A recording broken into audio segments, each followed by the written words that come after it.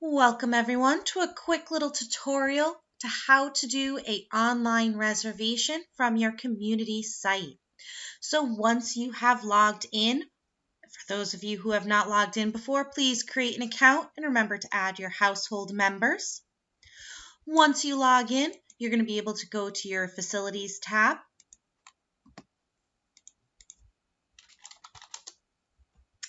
And look for the facility that you want to reserve. So in this example, I'm going to show you a reservation request. You'll click the Reserve button, choose the date that you want to reserve. So it looks like there's nothing for the rest of this month. So let's just say I want to reserve it for July 4th. I would type in the reason, how many people, and I can choose my time blocks. Now, please keep in mind for time blocks that for some situations right now, you may be limited to how many time blocks you are allowed to take per day.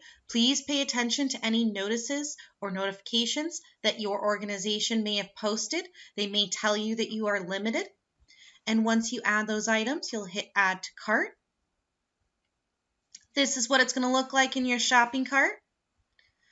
You'll be able to continue to check out. Click I accept for their online liability waiver. And you may see this, a form pop up.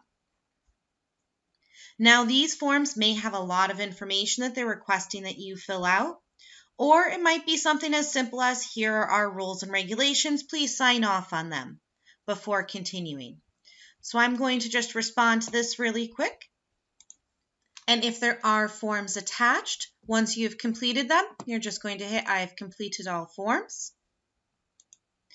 For a vast majority of you, you're going to see this screen, and it's going to ask you to enter your credit card information. Right now, this is important as it's helping relieve social distancing for your rec departments so that they can remain open.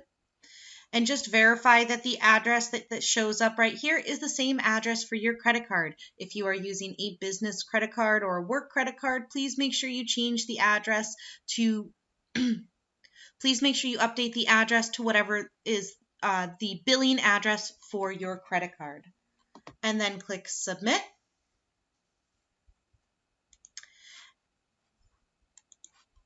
And this is what you'll see next.